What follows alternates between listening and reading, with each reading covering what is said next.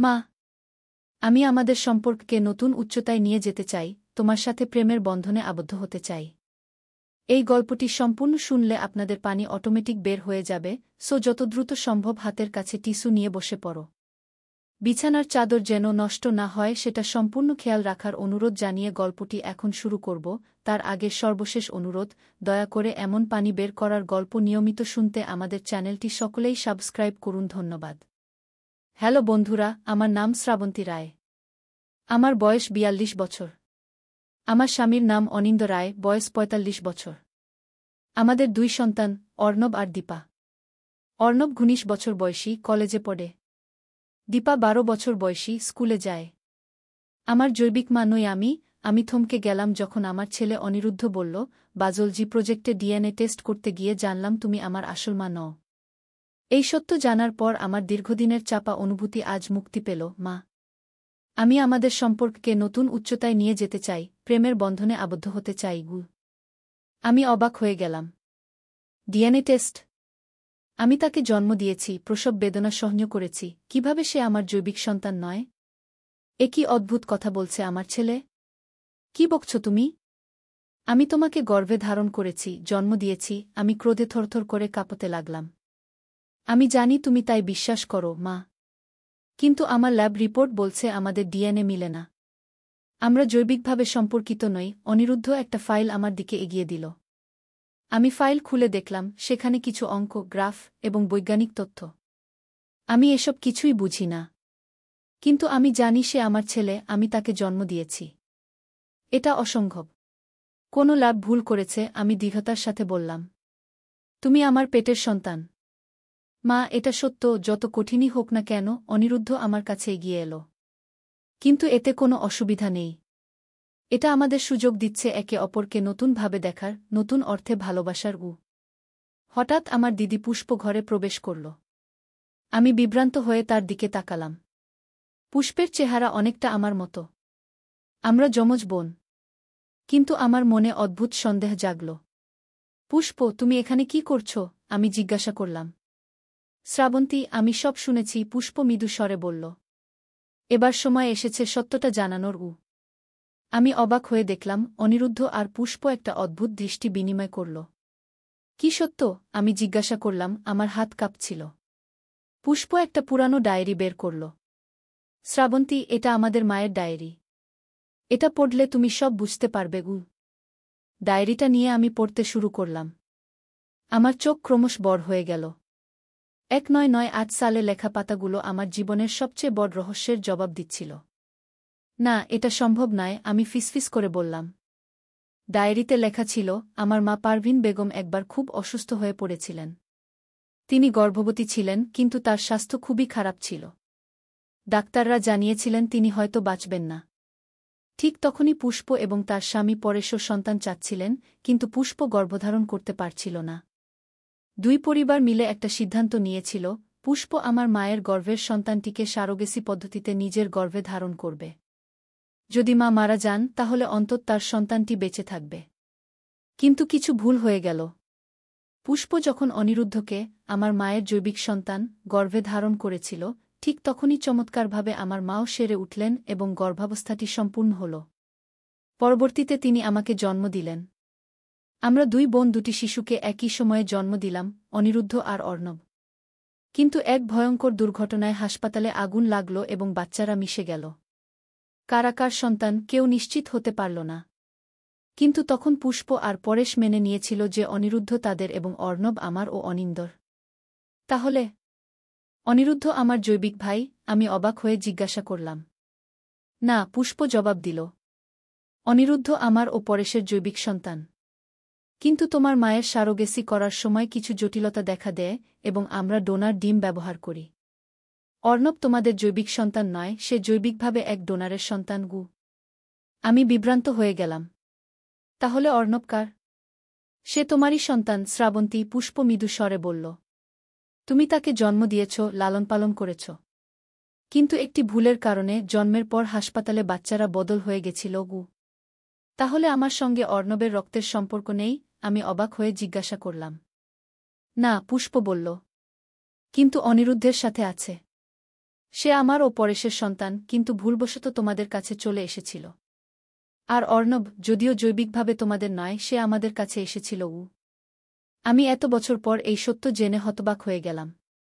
কিন্তু হঠাৎ করে একটা জিনিস খেয়াল করলাম, অনিরুদ্ধ এখন কোথায়? ঘরে তো সে নেই। আমি চারপাশে তাকালাম। পুষ্প দেখল যে অনিরুদ্ধ আর ঘরে নেই। সে কোথায় গেল? আমি উদ্বিগ্ন হয়ে বললাম।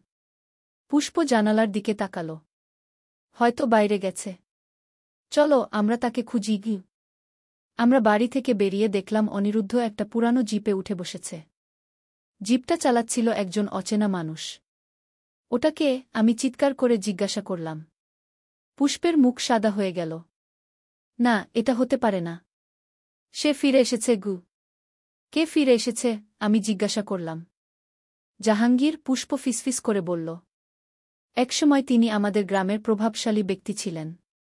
কিন্তু তিনি অনেক দুষ্কর্ম করেছিলেন। আমাদের পরিবারের জমি জবরদখল করেছিলেন। অনেকের জীবন নষ্ট করেছিলেন। আমরা মনে করতাম তিনি দেশ ছেড়ে চলে গেছেন বা মারা গেছেন গু। আমি পা বাড়িয়ে দৌড়ে গেলাম জিপের দিকে। অনিরুদ্ধ, নেমে এসো।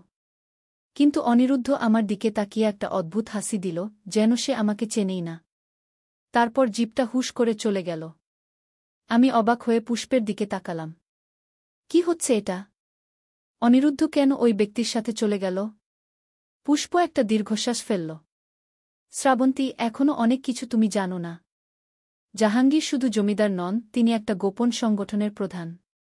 তৃতীয় চক্ষু নামের একটি সংগঠন যারা মানুষের মন নিয়ন্ত্রণ করতে পারে। কি বলছো তুমি? আমি বিশ্বাস করতে পারছিলাম না। হ্যাঁ, পুষ্প গম্ভীর গলায় বলল। তারা একটা নতুন ড্রাগ আবিষ্কার করেছেন যা মানুষের মনে খেলতে পারে। তারা অনিরুদ্ধকে সেই ড্রাগ দিয়েছে বলে আমার সন্দেহ হচ্ছে। তাই সে এমন অদ্ভুত আচরণ করছিল তোমার সাথে গু। আমার মাথা ঘুরতে লাগল। কিন্তু কেন? অনিরুদ্ধর সাথে জাহাঙ্গীরের কি সম্পর্ক? পুষ্প আমার হাত ধরল। শ্রাবন্তী, অনিরুদ্ধের ডিএনএ পরীক্ষা যে শুধু তোমাকে ও আমাদের সম্পর্কে জানাতে এসেছিল তা নয়। ওই টেস্টে আরও কিছু দেখা গেছে গি। কি? আমি উদ্বিগ্ন হয়ে জিজ্ঞাসা করলাম। অনিরুদ্ধের ডিএনএতে একটা দুর্লভ জিন আছে, পুষ্প বলল। এই জিনটি পাওয়া যায় শুধু কিছু বিশেষ পরিবারে। জাহাঙ্গীরের পরিবারে এই জিন আছে। এবং এখন দেখা যাচ্ছে অনিরুদ্ধরও আছে গু। আমি হতবাক হয়ে গেলাম। তুমি কি বলতে চাইছ? জাহাঙ্গীর?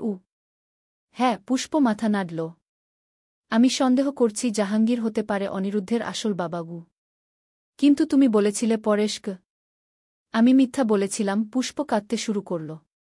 আমি এবং জাহাঙ্গীরের মধ্যে একটা সম্পর্ক ছিল। আমি বিয়ে করেছিলাম পরেশকে, কিন্তু জাহাঙ্গীরকে ভালোবাসতাম। তারপর জাহাঙ্গীর আমাকে ছেড়ে চলে গেল। আমি জানতাম না আমি গর্ভবতী ছিলাম। যখন জানলাম তখন পরেশকে বললাম যে সন্তানটি তার। অনিরুদ্ধ জাহাঙ্গীরের সন্তান গু। আমি অবাক হয়ে পুষ্পের দিকে তাকালাম। তাহলে এখন জাহাঙ্গীর ফিরে এসেছে তার সন্তানকে নিতে? হ্যাঁ, পুষ্প বলল। কিন্তু এটা ইতিমধ্যে একটা জটিল কাহিনী। জাহাঙ্গীর এই বিশেষ জিনের কারণে অনিরুদ্ধকে চায়। এই জিন মানসিক ক্ষমতার সাথে জড়িত। অনিরুদ্ধর মধ্যে এই ক্ষমতা জাগ্রত হতে পারে। জাহাঙ্গীর তাকে ব্যবহার করতে চায় তার তৃতীয় চক্ষু সংগঠনের জন্য। হঠাৎ আমার মোবাইলে একটা মেসেজ এলো। ফোন খুলে দেখলাম অনিরুদ্ধর নম্বর থেকে। মা, আমি ভালো আছি। চিন্তা করো না। কিন্তু আমার সত্যিকারের বাবাকে খুঁজে পেয়েছি। আমি তোমাকে ভালোবাসি, কিন্তু আমাকে যেতে হবে গি। আমি ফোন নামিয়ে পুষ্পের দিকে তাকালাম। আমাদের কিছু করতে হবে। আমরা অনিরুদ্ধকে ফিরে পেতে চাই। পুষ্প আমার দিকে একটা চাবি এগিয়ে দিল। তোমার গ্যারেজে একটা পুরানো জিপ আছে। চলো আমরা জাহাঙ্গীরের বাড়ি যাই। আমরা জিপে করে রওনা হলাম। পথে পুষ্প আমাকে বলতে লাগল জাহাঙ্গীরের সম্পর্কে। তিনি তার জমিদারি আরও বাড়িয়েছেন। এখন তার একটা বিশাল বাড়ি আছে শহরের বাইরে, একটা ছোট পাহাড়ের উপর। সেখানে তিনি তার গোপন গবেষণাগার বানিয়েছেন। কিন্তু পুলিশ কিছু করে না। আমি জিজ্ঞাসা করলাম। জাহাঙ্গীরের অনেক প্রভাব আছে, পুষ্প বলল। তিনি পুলিশকেও কিনে ফেলেছেন। তাছাড়া তার গবেষণা এত গোপন যে কেউ জানেই না সেখানে কি হচ্ছে গি।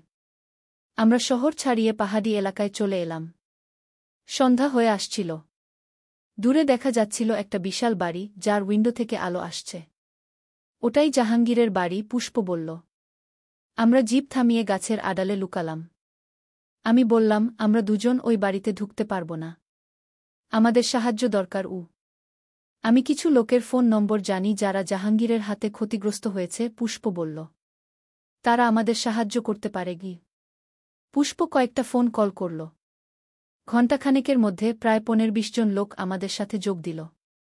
তাদের মধ্যে কিছু মানুষ জাহাঙ্গীরের জমিদারি থেকে উচ্ছেদ হওয়া কৃষক, কিছু তার গবেষণায় ব্যবহৃত হওয়া অনিচ্ছুক মানুষ, আর কিছু তার ক্ষমতার বিরুদ্ধে লড়াই করা সমাজসেবক।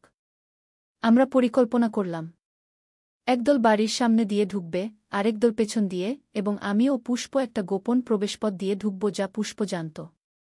আমাদের পরিকল্পনা মতো 2 দল বাড়ির সামনে ও পেছনে গোলমাল শুরু করল। তারা জাহাঙ্গীরের গার্ডদের মনোযোগ আকর্ষণ করল। এই ফাঁকে আমি ও পুষ্প একটা ছোট জানালা দিয়ে বেসমেন্টে ঢুকে পড়লাম। এদিকে পুষ্প ফিসফিস করে বলল, গবেষণাগার দোতলায়। আমরা সাবধানে সিঁড়ি দিয়ে উপরে উঠলাম। একটা দরজার পাশে শব্দ শুনে আমরা থমকে গেলাম। ভেতর থেকে 2 জন পুরুষের কথোপকথন শোনা যাচ্ছিল। ছেলেটার ডিএনএতে সেই বিশেষ জিন আছে, একজন বলল, যার গলা খুব শক্ত ও কঠিন শোনাচ্ছিল। আমি অনুমান করলাম এটা জাহাঙ্গীরের গলা। এই জিনের কারণে সে টেলিপ্যাথি শক্তি অর্জন করতে পারে। আমরা তাকে ট্রেনিং দিয়ে আমাদের কাজে ব্যবহার করতে পারি। কিন্তু সে রাজি হবে? দ্বিতীয় ব্যক্তি জিজ্ঞাসা করল। সে আমার ছেলে। জাহাঙ্গীর হাসল। আমি তাকে বলেছি আমি তার আসল বাবা। সে আমার কথা শুনবে। তাছাড়া তাকে ইতিমধ্যে স্পেশাল ড্রাগ দেওয়া হয়েছে। আমাদের কথা শোনা ছাড়া তার উপায় নেই। আমি চমকে উঠলাম। তারা অনিরুদ্ধকে ড্রাগ দিয়েছে। আমি দরজা ঠেলে ভেতরে ঢুকতে চেয়েছিলাম, কিন্তু পুষ্প আমাকে টেনে ধরল। না, এখন নয়, সে ফিসফিস করে বলল। আমাদের আগে দেখতে হবে অনিরুদ্ধ কোথায়। আমরা আরও কয়েকটা ঘর খুঁজলাম। শেষে একটা বন্ধ দরজার সামনে এসে থামলাম। দরজার ফাঁক দিয়ে দেখলাম ভেতরে অনিরুদ্ধ একটা বিছানায় শুয়ে আছে। তার চোখ খোলা, কিন্তু সে যেন শূন্যে তাকিয়ে আছে। পুষ্প একটা ছোট ডিভাইস বের করল তার ব্যাগ থেকে। এটা কি? আমি ফিসফিস করে জিজ্ঞাসা করলাম। ইলেকট্রনিক লক পিকার, পুষ্প জবাব দিল। আমি পরেশের হাত থেকে নিয়ে এসেছি। সে একজন ইলেকট্রনিক্স ইঞ্জিনিয়ার, মনে আছে? তিনি ডিভাইসটি লকে লাগালেন এবং কয়েক সেকেন্ডের মধ্যে দরজা খুলে গেল। আমরা ভেতরে ঢুকলাম। অনিরুদ্ধ, আমি ডাকলাম, কিন্তু সে সাড়া দিল না। আমি তার কাছে গিয়ে তার কাঁধ ধাক্কা দিলাম। অনিরুদ্ধ, আমি তোমার মা। অনিরুদ্ধ আমার দিকে ফিরে তাকাল, কিন্তু তার চোখে কোনো চেতনা ছিল না। আমার মা? সে যেন আমাকে চিনতে পারছে না। পুষ্প ঘরের চারপাশে খুঁজছিল। সে একটা টেবিলের উপর কিছু ভায়াল দেখতে পেল। এগুলোই সেই ড্রাগ হতে পারে যা তারা তাকে দিচ্ছে। হঠাৎ একটা অ্যালার্ম বেজে উঠল। আমাদের ধরা পড়ে গেছে, আমি চিন্তা করলাম। চলো, আমাদের এখান থেকে অনিরুদ্ধকে নিয়ে যেতে হবে। পুষ্প অনিরুদ্ধর একটা হাত ধরল, আমি আরেকটা হাত ধরলাম। আমরা তাকে টেনে বিছানা থেকে নামালাম। চলো অনিরুদ্ধ, আমি বললাম। আমরা তোমাকে বাড়ি নিয়ে যাচ্ছি। অনিরুদ্ধ যান্ত্রিকভাবে আমাদের অনুসরণ করতে লাগল। আমরা দরজা দিয়ে বেরিয়ে করিডোরে এলাম। কিন্তু আমাদের সামনে জাহাঙ্গীর ও তার 3-4 জন গার্ড দাঁড়িয়ে ছিল। তো তোমরা এসেছ? জাহাঙ্গীর একটা বিকৃত হাসি দিল। আমি অপেক্ষা করছিলাম। তুমি আমার ছেলেকে ফেরত দাও, আমি ক্রোধে বললাম। তোমার ছেলে? জাহাঙ্গীর হাসল। সে আমার ছেলে। ডিএনএ টেস্ট এটাই প্রমাণ করেছে। তুমি যাই বলো, আমি তাকে লালন পালন করেছি, আমি দৃঢ়তার সাথে বললাম। তুমি একটা নোংরা, স্বার্থপর লোক যে শুধু তার নিজের লাভের জন্য একটা ছেলেকে ব্যবহার করতে চায়। জাহাঙ্গীর আমার দিকে এগিয়ে এলো। তুমি আমাকে বোঝো না। অনিরুদ্ধর মধ্যে অসাধারণ ক্ষমতা আছে। আমি তাকে তার পূর্ণ ক্ষমতায় পৌঁছাতে সাহায্য করব। ড্রাগ দিয়ে? পুষ্প চিৎকার করে বলল। জাহাঙ্গীর পুষ্পের দিকে ফিরল। আহ, প্রিয় পুষ্প, তুমিও এসেছ। তুমি কি এখনও আমাকে ভালোবাসো? আমি তোমাকে ঘৃণা করি, পুষ্প বলল। তুমি আমাকে ব্যবহার করেছ। আমি তোমাকে ভালোবাসতাম, জাহাঙ্গীর বলল। কিন্তু আমার উচ্চাকাঙ্ক্ষা আরও বড় ছিল। আমি বিশ্বের সবচেয়ে শক্তিশালী মানুষ হতে চাই। আর অনিরুদ্ধ আমাকে সেই শক্তি দেবে। তারপর জাহাঙ্গীর তার পকেট থেকে একটা ছোট ডিভাইস বের করল। এই ডিভাইসের একটা বাটন টিপলেই অনিরুদ্ধর মনে আমাদের দেওয়া ড্রাগ সক্রিয় হবে এবং তারপর সে আমার সমস্ত নির্দেশ মানবে কি। জাহাঙ্গীর বাটন টিপতে যাচ্ছিল, ঠিক তখন হঠাৎ একটা জোরের শব্দ হল। বাড়ির দেয়াল ভেঙে একটা জিপ ঢুকে পড়ল। জিপ থেকে নামল আমার স্বামী অনিন্দ এবং আমার ছেলে অর্ণব। বাবা, দাদা, আমি অবাক হয়ে চিৎকার করলাম। জাহাঙ্গীর বিভ্রান্ত হয়ে গেল। এই সুযোগে আমি তার হাত থেকে ডিভাইসটা কেড়ে নিলাম। অনিন্দ, তুমি কিভাবে জানলে আমরা এখানে? আমি জিজ্ঞাসা করলাম। আমি জানি তোমার ফোনে ফেস ট্র্যাকার আছে, অনিন্দ হাসল। আমি তোমাকে সারপ্রাইজ দিতে চেয়েছিলাম তোমার জন্মদিনে, সেই জন্য ট্র্যাকার লাগিয়েছিলাম। ভাগ্যিস লাগিয়েছিলাম। এই সময় অর্ণব এগিয়ে এল। মা, আমরা জানি সব কিছু। রাস্তায় পরেশ কাকু আমাদের ফোন করেছিলেন। তিনি সব বলেছেন গু। জাহাঙ্গীরের গার্ডরা অনিন্দ আর অর্ণবকে ধরতে এগিয়ে এল, কিন্তু আমার সাথে আসা লোকেরা ভেতরে ঢুকে পড়ল। এবার শক্তির ভারসাম্য আমাদের দিকে ছিল। জাহাঙ্গীর কোনোমতে পালিয়ে যাচ্ছিল, কিন্তু অনিরুদ্ধ হঠাৎ তার সামনে দাঁড়াল। তুমি আমার বাবা নও, অনিরুদ্ধ ধীরে ধীরে বলল। জৈবিকভাবে হতে পারো, কিন্তু একজন বাবার থেকে আমি যা আশা করি, তুমি তার কিছুই নও গে। তুমি কি বলছ? জাহাঙ্গীর বিস্মিত হয়ে বলল। ড্রাগের প্রভাব তো এখনও থাকার কথা। অনিরুদ্ধ একটা ছোট বোতল বের করল তার পকেট থেকে। আমি এটা খেয়েছি ল্যাবে যাওয়ার আগে, যখন সন্দেহ করেছিলাম তুমি কিছু খাওয়াচ্ছ। এটা অ্যান্টিডোট গ। কিভাবে তুমি জানলে? জাহাঙ্গীর হতবাক হয়ে গেল। আমি জানতাম না তুমি আমার জৈবিক বাবা, অনিরুদ্ধ বলল। কিন্তু আমি জানতাম আমার মধ্যে ক্ষমতা আছে। আমি অনেক দিন ধরে অনুভব করছিলাম যে আমি অন্যদের চিন্তা পড়তে পারি। তাই আমি গবেষণা করতে শুরু করলাম। আমার অনুভূতি বলতো কেউ আমাকে খুঁজছে। তারপর তুমি যোগাযোগ করলে, আমাকে বললে যে তুমি আমার বাবা। কিন্তু তোমার চিন্তা পড়ে আমি জানতে পারলাম তুমি আমাকে ব্যবহার করতে চাও। আমি তোমার সঙ্গে গেলাম কারণ আমি জানতে চেয়েছিলাম তোমার পরিকল্পনা কী গো। জাহাঙ্গীর পিছিয়ে গেল। তুমি তুমি ইতিমধ্যে তোমার ক্ষমতা ব্যবহার করতে পারো? হ্যাঁ, অনিরুদ্ধ বলল। আমি তোমার মনের ভেতর দেখতে পাচ্ছি, জাহাঙ্গীর। তুমি একজন ভয়ঙ্কর মানুষ। তুমি মানুষের মন নিয়ন্ত্রণ করতে চাও, তাদের দাস বানাতে চাও। তুমি কখনোই আমার বাবা হতে পারবে না গে। এই সময় বাড়ির বাইরে সাইরেন শোনা গেল। পুলিশ এসে গেছে। আমি তাদের ফোন করেছি, অর্ণব বলল। তারা সব জানে। এবং আমাদের কাছে প্রমাণ আছে, ভিডিও রেকর্ডিং। আমি ভেতরে আসার সময় সেলফোন চালু করে রেখেছিলাম গু। জাহাঙ্গীরকে পুলিশ গ্রেফতার করল। তাকে নিয়ে যাওয়ার সময় সে চিৎকার করে বলতে লাগল, অনিরুদ্ধ আমার ছেলে। সে আমার সাথে থাকবে। কিন্তু আদালত ভিন্ন সিদ্ধান্ত নিল। যদিও অনিরুদ্ধ জৈবিকভাবে জাহাঙ্গীরের ছেলে ছিল, আদালত বিবেচনা করল যে সে আমার ও অনিন্দর সাথেই বড় হয়েছে এবং জাহাঙ্গীর তার ক্ষতি করতে চেয়েছিল। তাই অনিরুদ্ধ আমাদের সাথেই থাকবে। এই ঘটনার মাস খানেক পর আমরা সবাই বসে আছি আমাদের বাড়ির বারান্দায়। আমি, অনিন্দ, অনিরুদ্ধ, অর্ণব, পুষ্প এবং পরেশ। তাহলে আমি জিজ্ঞাসা করলাম, এখন কি হবে? আমরা সবাই জানি কে কার জৈবিক সন্তান, কে কার নয়। অনিরুদ্ধ হাসল।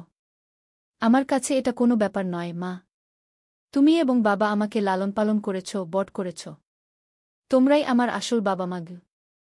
অর্ণব মাথা নাড়ল। আমিও তাই মনে করি।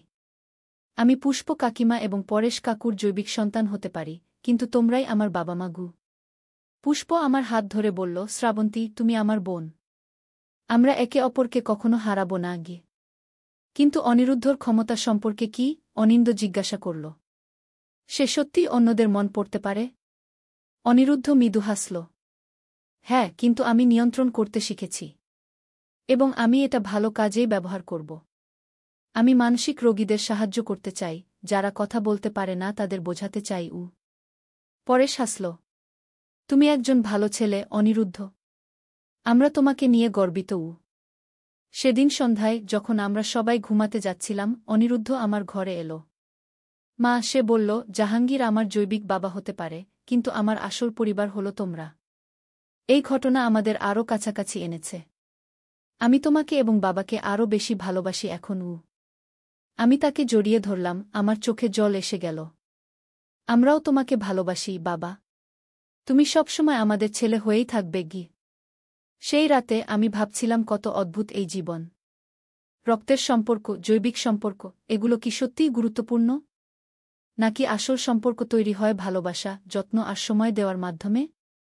হ্যাঁ, অনিরুদ্ধ আমার জৈবিক সন্তান নয়, কিন্তু সে আমার হৃদয়ের সন্তান। আর মাতৃত্ব শুধু রক্তের বন্ধন নয়, এটা হৃদয়ের গভীর বন্ধন। এই ঘটনার মাধ্যমে আমরা সবাই শিখেছি যে পরিবার মানে শুধু একই রক্ত নয়, পরিবার হলো একই হৃদয়। এভাবেই আমাদের অদ্ভুত অ্যাডভেঞ্চার শেষ হল। একটি রহস্য উন্মোচিত হল, একটি পরিবার আরও শক্তিশালী হল, এবং আমরা সবাই শিখলাম যে প্রকৃত সম্পর্ক রক্তের থেকেও গভীর হয়।